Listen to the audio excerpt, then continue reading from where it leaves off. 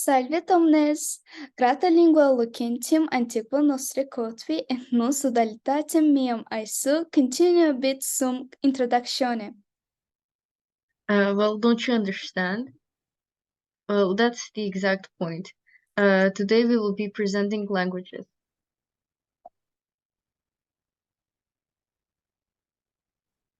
So here are the content. Firstly, the geography of languages. Second, language families. Third, history of ancient languages.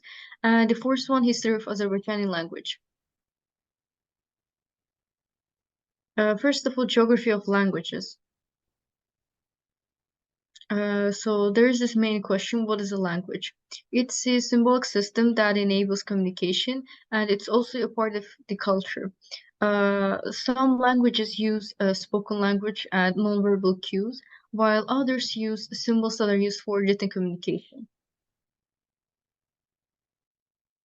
So more about the language geography.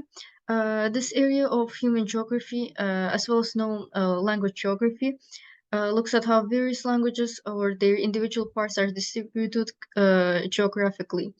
Also, the language geography is the study of the patterns of distribution and spatial organization of languages that are in touch.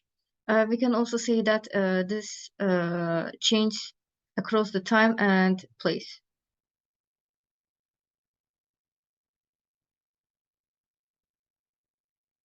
The importance of the language. Firstly, we can say that communication, it takes a big role in the importance of the language. Secondly, language is a set of culturally agreed upon symbols. The third one, variations in language such as dialect, causes formation of different cultural groups. For example, Indian language, it has many dialects. It can still be understood, but different, as I've mentioned before. They can be used to determine smaller cultural regions, and also the fourth one, economic and religious systems that often follow language patterns.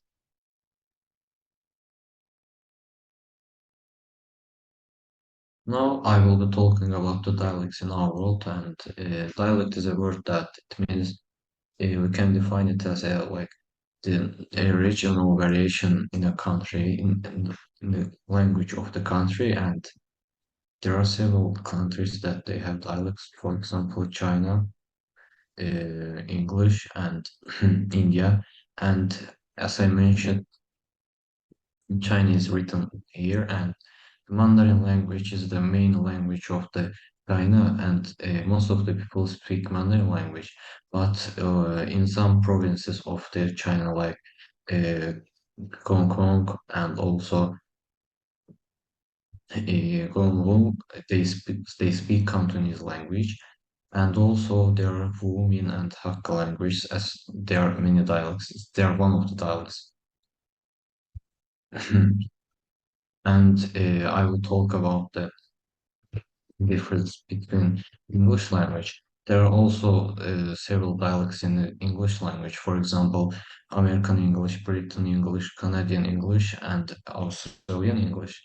And as you see in the table, it's given that there are some differences between in the table between the American English and Britain English. For example, they call football as a football, and Americans call it as a soccer. And there are some other differences, for example, autumn, fall. And now I will talk about the origins of the language. As it written here, origin of every language can never be known, but there are some languages that their origins are known. It's because of their change in the history and in their evolution time. For example, there are some languages that they are never changed, but there are some other languages that they have written many, many times, and it caused to change this language. And there are some languages that they have same origins, and one of the effects of the origin is migration. And also, we mentioned here the some I told about the language that they have some same origins, and here it's mentioned that German languages, for example, Germans, English, Danish, Flemish, and they speak German language, but English, Danish, and Flemish, they speak Old German, and Germans speak New German. And there is also Romance language like Spanish, Portuguese, French, and Italian people. They speak Romance language. Now I would like to talk about pidgins and creoles. Pidgins are contact languages that develop out of contact between two or more groups of people. The pidgin language is usually a mixture of two or more languages that contain simplified grammar and vocabulary, and always learned as a second language. Creole languages are stable languages that develop out from pidgins. They different from pidgins. Creole languages are primary languages that are nativized by children. Additionally, Creole languages have their formal grammar and vocabulary. The grammar often has grammatical features that differ from those of both parent languages. However, the vocabulary is primarily taken from a language of the dominant contact group. And in endangered languages, fact that nowadays there are nearly 500 languages that are experiencing a mass of extinction and are quickly disappearing off the planet. And most of them are remote languages. It means that they cannot be related to other family group, language family group.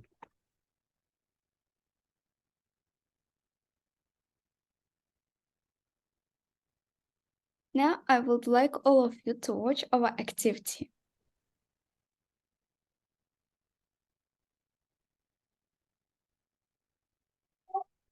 Salve, que você diz? What do you mean? I don't understand you. Em Moçambique, What? o Tosse me inteligis. I don't understand. It Good. speaks English. Put, padiam, utamite, mei, sift. I didn't get Oh. Itavalha. So, I would like to think about it. What was the purpose of this video?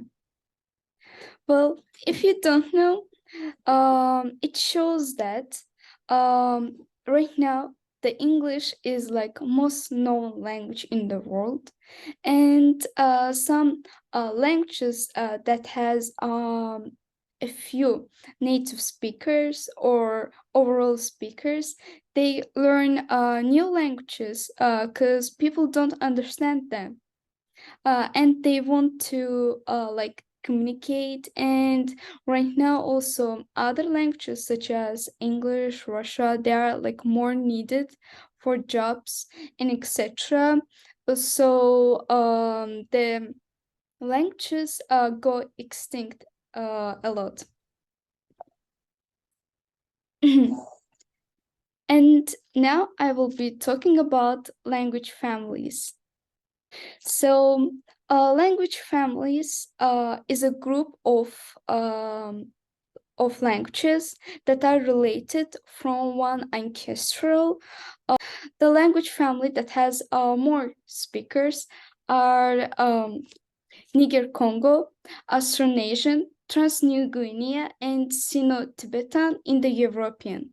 And you may ask, why is here a tree? Because a language family creates a tree which contains the information of biological history of a family that comes from one common language and creates kind of like taxonomy. And here, as you see, in the European language family is the most known right now. We have a lot of speakers and members of in the European language family, and it's the oldest one.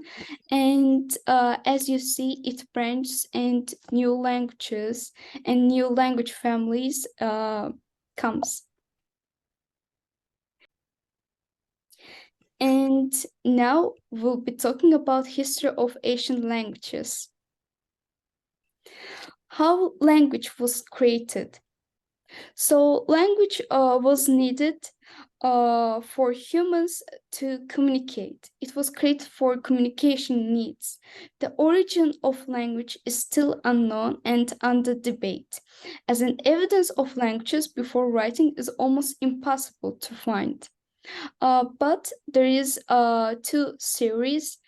One of them are the gestural theory that states that human language developed from gestures, and another one is that when people try to communicate, they we have one organ called cortex, and uh, from it we had vocal cords, and people kind of tried to talk with it and control it.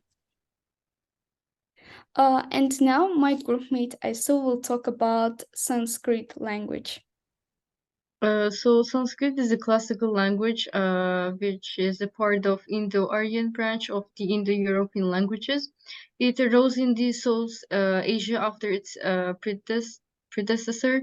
Languages had diffused there from the northwest in the late Bronze Age. And as you can see, here is one example of this language. And again, now I will be talking about ancient Greek language.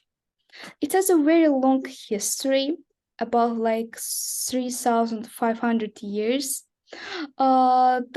It also called as the language of Homer, and it comes from like 5th century until it was used like a language of Homer, and it was used in 5th century by historians, philosophers, playwrights, and etc.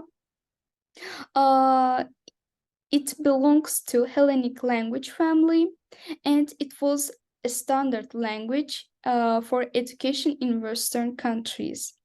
And the only attested dialect is Mycenaean Greek dialect, and it's not a dead language yet because we still have native speakers right now.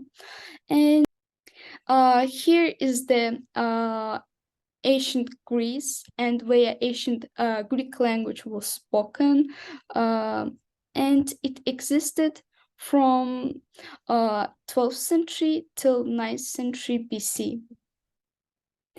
And another Asian language is Talam language. It's a Dravidian language, and we still have speakers of Talam language.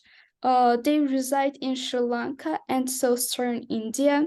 It has a very long history of like 5,000 years, and it's one of the oldest languages nowadays. But it can be also called as the oldest language right now, but we cannot call it yet for a reason.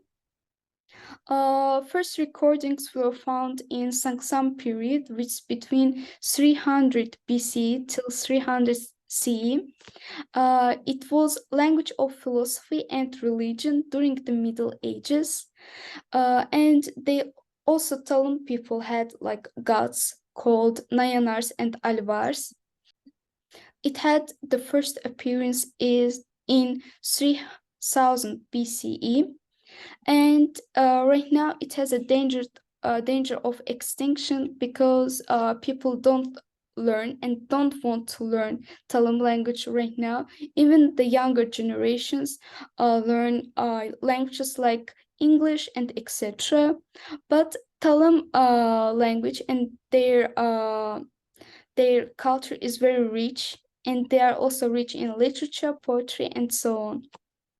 Reign of the ancient Egyptian language, it was from the 3100 before century till 332 before century, and it was the reign during the reign of the pharaohs, and the people they used this language for writing on the tombs, templates, and like other important constructions, administration for religion and literature. And there were some periods of the ancient Egyptian language, and there were three of them. And the second one was from the 2686 till 2181 and BCE.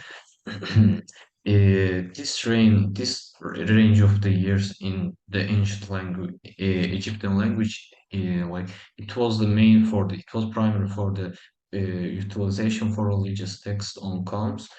Yeah. And the last stage of the ancient Egyptian language was between around 2055 BC and 1650 BC, and it was the last period of the ancient Egyptian language, and with that the grammar improved and also literature improved in ancient Egyptians, and it caused to the death of the ancient Egyptian language.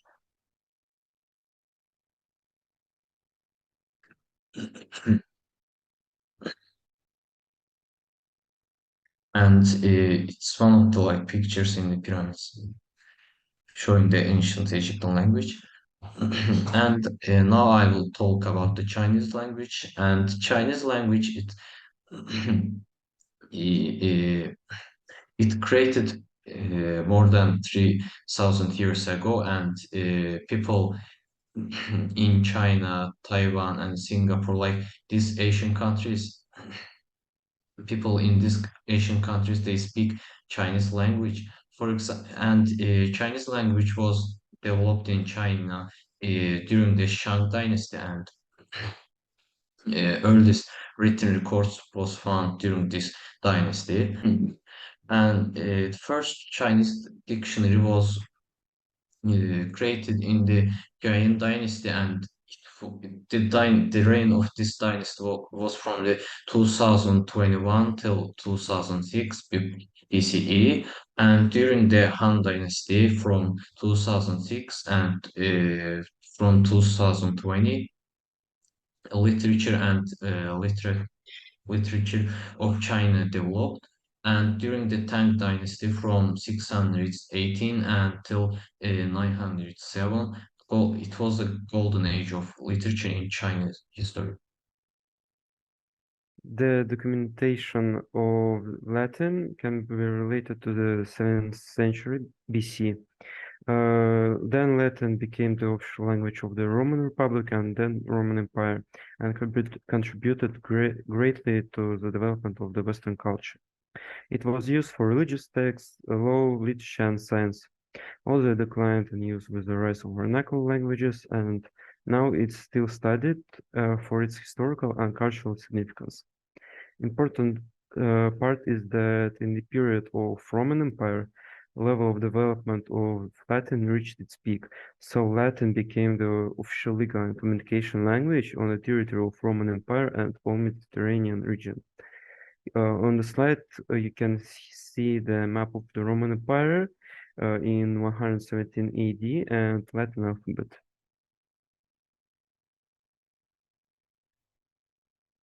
And now I would like to talk about Azerbaijan, history of Azerbaijani language.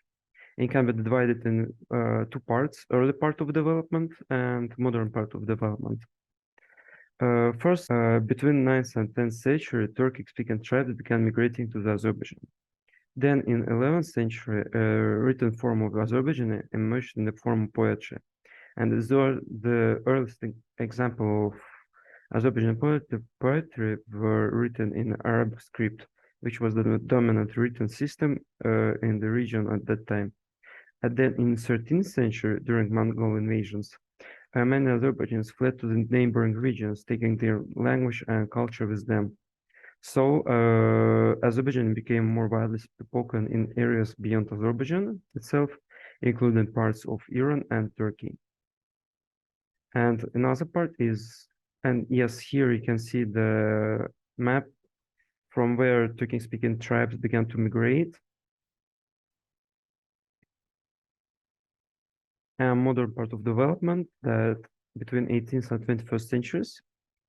In 19th century, transformation of Azerbaijan language became, Azerbaijan began to be written using Arabic script, which had been modified to include additional letters to represent sounds specific to the Azerbaijani language. Then in 1930s, during Soviet era, a new alphabet based on Latin script was introduced.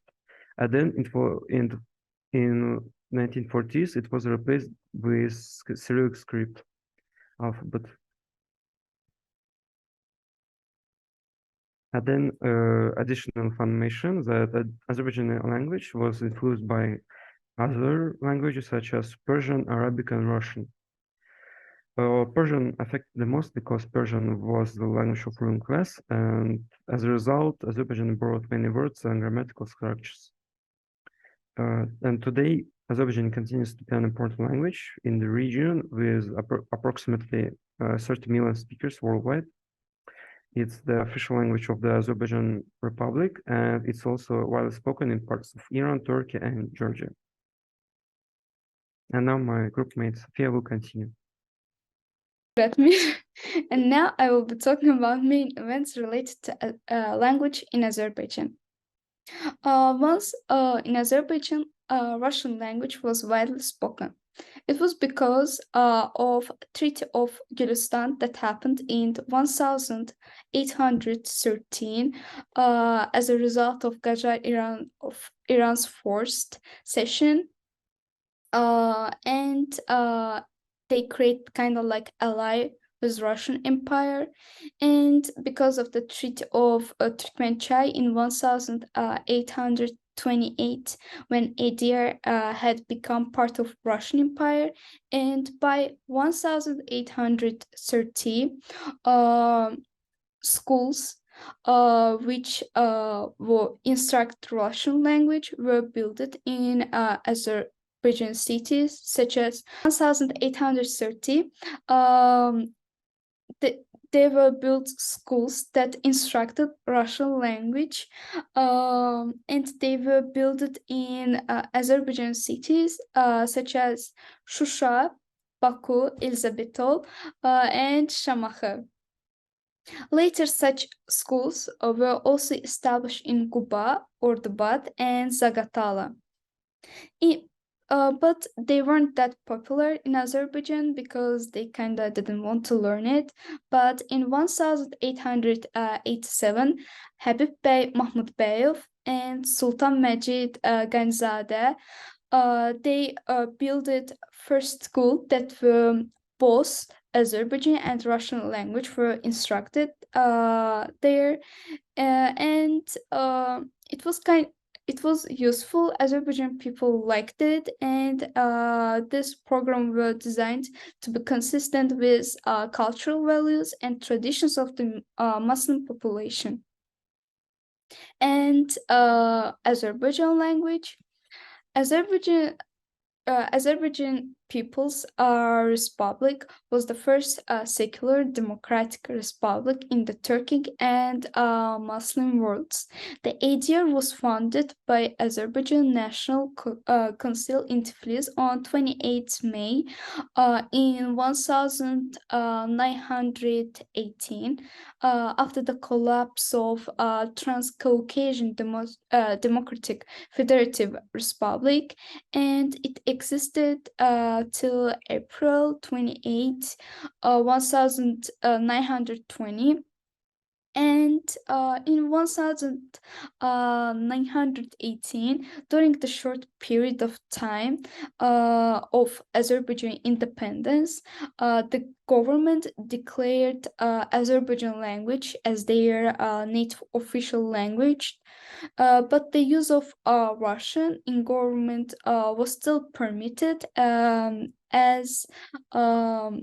as the people still were getting used to it, and all civil servants mastered the official language later, and it happened in 28 May in 1918. And now I want you to watch our second activity, which is related to Azerbaijani history.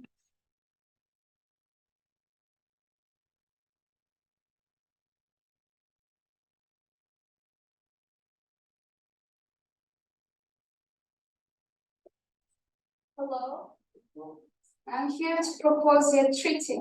What are the this- conditions? Well, I'm planning to capture Azerbaijan, and I need your help. You will get the northern parts of Azerbaijan, excluding Yerevan and Nakhchivan, and I will get the southern part of Azerbaijan. What do you think? What are the borders? Exact borders. So on the Aras River, the south part is mine, north part is yours. It's good. I agree with it. Let's sign.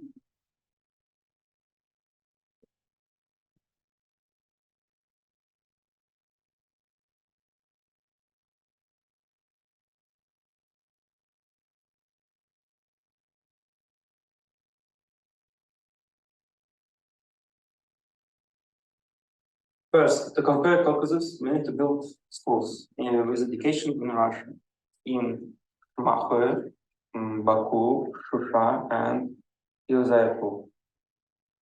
Yes, Your Highness, we'll do it as soon as possible.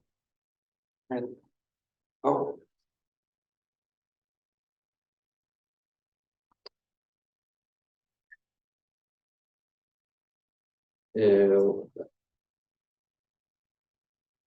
Let's build schools in Azerbaijan.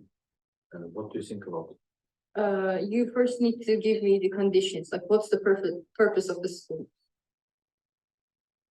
I think that in their schools, not only the Russian language will be taught, also Azerbaijan language, like most of the language will be taught in that school. Yeah, that's actually a good idea. So, and Azerbaijani people would really like that, since both languages are being taught there. Yeah, I agree with you. So let's build this. Yeah, sure.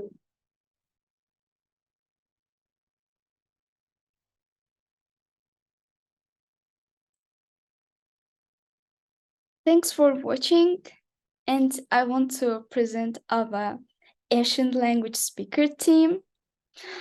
You may have a look.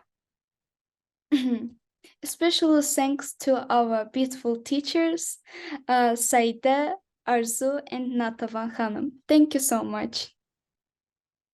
And thank you for your attention. If you have any questions, you can write an email on Outlook.